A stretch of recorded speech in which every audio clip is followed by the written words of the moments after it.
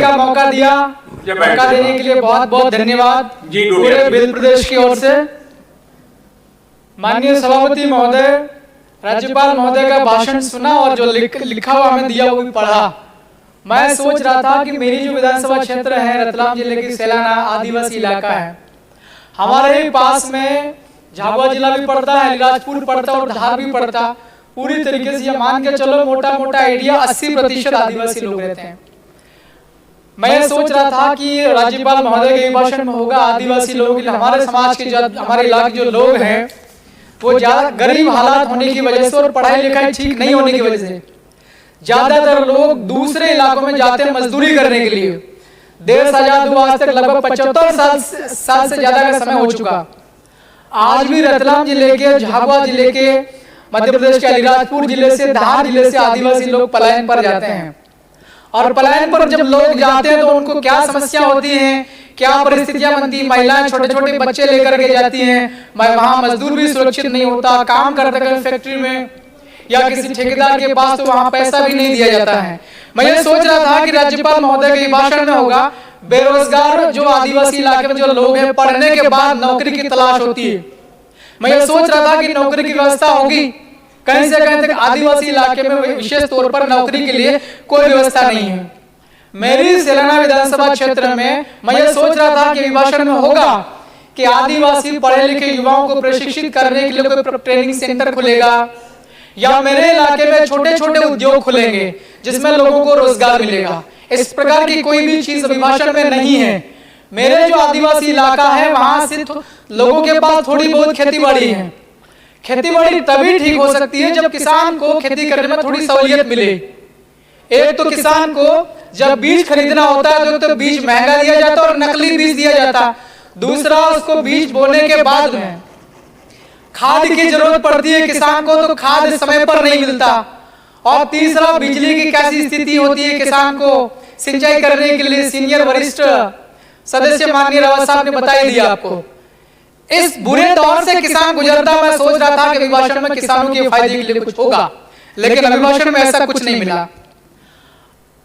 अभी मैं आपके माध्यम से सभापति महोदय, एक सवाल है महामहिम राज्यपाल महोदय को कि भारत के संविधान में 5वीं अनुसूची लागू करने के लिए महामहिम राज्यपाल को हर साल महामहिम राष्ट्रपति को एक रिपोर्ट पेश की जाना चाहिए। भारत के संविधान के तो मैं नहीं कह रहा हूं मेरी ओर से कि हर साल आदिवासी इलाके में, अनुसूचित इलाके में, आदिवासी इलाके में कैसा प्रशासन चल रहा है और आदिवासी लोगों की कैसी प्रगति हो रही, यह रिपोर्ट महामहिम राज्यपाल साहब को हर साल राष्ट्रपति साहब को सौंपने की है। यह भारत के संविधान में इसकी व्यवस्था है। तो मैं अभिभाषण के ऊपर मैं यही बात कहना चाहता हूं, आपके माध्यम से यह सवाल है उन तक, यह जानना चाहिए। महामहिम राज्यपाल साहब भी उसी इलाके से आता हूं, भिल प्रदेश से, और मैं भी उसी इलाके से आता हूं। तो आदिवासियों की इतनी समस्याएं क्यों ध्यान को नहीं जा रहा है? परसों के दिन में लोकसभा का सत्र खत्म हुआ और कल अभी इतने देर से सारे माननीय सदस्य कह रहे थे मोदी जी कह रहे थे। ठीक है, हम भी मानते हैं भारत के प्रधानमंत्री माननीय हैं। इतने बुरी स्थिति आदिवासियों की आप लोगों को सूझ क्यों नहीं पड़ रही है? मैं सोच रहा था कि अभिभाषण में होगा कि मेरा जो इलाका आदिवासी बहुलता वाला, आबादी वाला, वहां एम्स की स्थापना करके जाएंगे मोदी जी, एम्स का लोकार्पण करके जाएंगे, उसकी घोषणा करके जाएंगे, IIT की घोषणा करके जाएंगे मोदी जी। मैं ऐसा सोच रहा था। आपके मोदी जी भी फेल हो गए। अब ये बात हो रही राज्यपाल साहब के अभिभाषण की। राज्यपाल साहब के अभिभाषण पर भी मैं सोच रहा था कि वहां एजुकेशन सिस्टम को ठीक करने की बात कही जाएगी अभिभाषण में। आदिवासी इलाके की स्कूल आप लोग देखेंगे वहां जाकर के क्या स्थिति है। मेरी विधानसभा क्षेत्र सेलाना पड़ती, वहां पर राउटी नाम का एक कस्बा है। अभी करीब 5-7 साल पहले कॉलेज खुला, केवल 2 टीचर्स है वहां पर, केवल 2, और कॉलेज है। हम सब लोग पढ़े लिखे लोग, हम सब माननीय विधायक हैं, आप लोग पढ़े लिखे हैं। एक कॉलेज को चलाने के लिए कितने प्रोफेसर की जरूरत पड़ती है, कितने फैकल्टीज होना चाहिए, और वो भी एक स्कूल है, वो भी जर्जर भवन, उसको PWD ने घोषित कर रखा है कि वो जर्जर है, वो स्कूल पुराना है और कभी भी गिर सकता। उसी स्कूल के अंदर में कॉलेज चल रहा है। मैं ये सोच रहा था कि राज्यपाल साहब के अभिभाषण में मेरा जो राउटी में कॉलेज चल रहा है, वो कॉलेज, उसके लिए कोई बिल्डिंग बनेगी या कोई हम लोग नई फैकल्टी वहां जो लोग मांग कर रहे हैं वो बनेगी, ऐसा कुछ भी जिक्र नहीं है। पैसा कानून बना 1996 में और नियम बने 2022 में। जैसे जितना आप लोग करने के लिए नियम बना वो भी सारा उल्लंघन हो रहा। अभी हमारे विपक्षी एमएलए साहब ने कहा था, डॉक्टर हीरालाल जिलावा ने, अभी धार जिले में डही में एक आदिवासी नौजवान जब अवैध तरीके से शराब की बिक्री होती है आदिवासी इलाके में, घर घर उस प्रकार से दारू की बिक्री होती है जैसी गर्मी के समय में आइसक्रीम बेची जाती है कुल्फी पर, उस तरीके से दारू बेची जाती है। आदिवासी इलाके में दारू को इस प्रकार से वितरण होता है जैसा दूध बांटने वाला व्यक्ति सवेरे सवेरे उठ करके मोटरसाइकिल पर दूध डिब्बे भर के बांटते, उस प्रकार से दारू बेची जा रही। क्या अवैध तरीके से शराब की बिक्री करने से सरकार को राजस्व में कुछ फायदा हो रहा है? हमारे इलाके के अंदर लोगों को जबरदस्ती अवैध तरीके से दारू बिकवा करके, शराब बिकवा करके लोगों की हत्या हो रही है। अर्जुन कनासिया करके नौजवान साथी थी, उसकी हत्या कर दी शराब माफियाओं ने।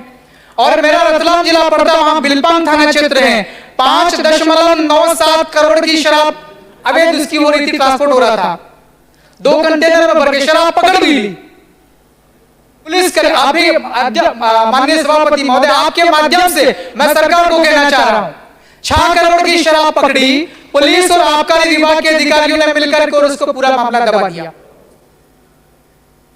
सभापति महोदय, मैं आपके माध्यम से सरकार से सवाल पूछ रहा हूं, क्या इसी प्रकार से सरकारें चलती है क्या? अवैध तरीके से शराब की बिक्री हो रही है, लोगों को मारे जा रहे हैं। मैं राज्यपाल महोदय के अभिभाषण में यह भी सोच रहा था कि पैसा कानून होगा वो ठीक से लागू होगा। लाखों की तादाद में आदिवासी लोग जो है जंगलों में रहते हैं, कई सालों से, कई सदियों से वो लोग अपने जंगल काट करके और अपनी आजीविका वहां पर जी रहे हैं। मैं ये सोच रहा था कि जिन लोगों ने फॉरेस्ट के वन अधिकार पत्र लेने के लिए जिन लोगों ने आवेदन कर रखे हैं, उन आवेदनों की दोबारा से पड़ताल होगी और उनको वन अधिकार पत्र दिए जाएंगे। महामहिम राज्यपाल महोदय के अभिभाषण में इस प्रकार की कोई भी बात नहीं कही। वन अधिकार इतने सालों से, आपको पता होगा ना, 5 जनवरी 2011 सुप्रीम कोर्ट का यह जजमेंट कहता है कि सबसे पुराना समाज आदिवासी इस देश में है, इस मुल्क का मालिक आदिवासी है और हम सभी समाज के लोगों के साथ मिलकर के रहना चाहते हैं। 22 तारीख को उत्तर प्रदेश के अंदर अयोध्या में इतना सारे माननीय सदस्य चिल्ला चिल्ला के बोल रहे हैं, 4-5 दिन से मैं देख रहा हूं। आप पहले ये बताइए, भगवान श्री राम जब जंगल में गए थे तब कोई महल का व्यक्ति उनके साथ में नहीं आया था सपोर्ट में। माता शबरी जो बेल समाज की थी, उन्हें झूठे बेर टेस्ट करके खिलाते कि कड़वा बेर या सड़ा हुआ बेर न चला जाए राम जी के मुख में। तो उस दिन 22 तारीख को अयोध्या में इतना बड़ा कार्यक्रम किया, राष्ट्रपति महोदय को आपने नहीं बुलाया जो आदिवासी समाज की थी। तमाम प्रकार के पूरे देश में इतना सारा विधायक आदिवासी, उन सबको बुलाना चाहिए था। ये विधायक लोग सभी राज्यों के, सभी ये सांसद लोग आदिवासी समाज के, ये इस भारत देश के लिए देवता के समान है। इन लोगों को आपने क्यों नहीं बुलाया है? और जिस प्रकार से माता शबरी का राम जी का कार्यक्रम हुआ, ऐसा कार्यक्रम माता शबरी का भी होना चाहिए। जहां जहां भगवान के पैर पड़े वहां तो आप लोग कर रहे हो कि हम लोग इसको तीर्थ स्थल बनाएंगे। शबरी माता किस काम से आती थी, ये कहां रहती थी, इसके भी आप लोग को ढूंढना पड़ेगा, बनाओ तीर्थ स्थल। जिस प्रकार राम जी का कार्यक्रम हुआ, हमारे लिए वो देवता के समान है। देवता हम लोग तो पूजा करते हैं आदिवासी। आदिवासी समाज का आदमी सवेरे से उठने से लेकर के शाम को सोने तक हजारों बार जिन जिन लोगों से मिलता, 2 बार राम राम बोलता है, 1 बार जय श्री राम नहीं बोलता है। तो जिस प्रकार से शबरी माता का आप लोगों ने छोड़ दिया ना 22 तारीख वाले कार्यक्रम में, ऐसा का ऐसा राज्यपाल साहब के अभिभाषण में आदिवासी लोगों को बिल्कुल छोड़ दिया। सिर्फ जंगल में जो है तेंदुपत्ता, उसको 4000 रुपया बोल रहा है, कितना देने का बात का है ना, 4000 रुपया देने का बात का। आदिवासी इलाके में एम्स कौन खोलेगा? क्या हमको नहीं पढ़ना है? आदिवासी इलाके के अंदर में IIT कौन खोलेगा? कमलेश्वर जी, अब आप समाप्त करें। मैं समाप्त कर रहा हूं सर, पहली दफा बोल रहा हूं, मैं बहुत गरीब आदमी जीत करके आया हूं। मैं इसी प्रदेश के लोगों ने मुझे वोट देकर के जिताया, मुझे दूसरे राज्य के लोगों ने नहीं जिताया, पाकिस्तान के लोगों ने मुझे वोट नहीं दिया है। बोलने के लिए सब बोलना पड़ेगा ना, मैं कानून का पालन करता हूं मैं खुद भी। और हमारे आदिवासी इलाके में बच्चा पैदा होने से लेकर के बूढ़े होने के मरने तक जितने भी आपकी योजनाएं चल रही, एक भी योजना ठीक से नहीं चल रही है। नरेंद्र मोदी जी आपके हमारे सब क्यों माननीय है, उनकी तमाम प्रकार की योजनाओं की इस भारत को आगे बढ़ाने के लिए। नल जल योजना में कितना बड़ा घोटाला हुआ, पूरे मध्य प्रदेश में तय करो। मैं तो कह रहा हूं कि हमारा जो इलाका में 2500 करोड़ के आसपास काम हुआ, ठीक है ना। आप लोग सर्वे करेगा, मैं खुद ही, जैसे भी रावत साहब कह रहे थे ना कि वो बिजली वाले मेरी उपस्थिति में आप लोग वेरीफाई करो। अब मैं भी विधायक हूं, मैं भी चुन करके आई हूं, मेरी उपस्थिति में नल जल योजना कितने घरों तक आपने नल के माध्यम से पानी पहुंचाने के इंतजाम किए हैं, मैं खुद खड़ा लेकर हम वेरीफाई कर लेते हैं। 90% काम फर्जी हुआ है। कागज में कह दिया कि नल चल रहा, नल में पानी आ रहा, वहां जाके देखेंगे कोई नल नहीं बिछाया है और कोई पानी का कोई स्रोत तैयार नहीं किया है। ऐसी स्थिति हो रखी है हमारे इलाके में। तो दूसरे जिलों में, दूसरी विधानसभाओं में भी मेरे ख्याल से यही हालात होंगे। तो आप समाप्त करें। बस समाप्त कर रहा हूं श्रीमान जी। जी तो मैं अपेक्षा करता हूं कि आगे जो भी काम होगा आदिवासियों के हितों का ध्यान रखा जाएगा।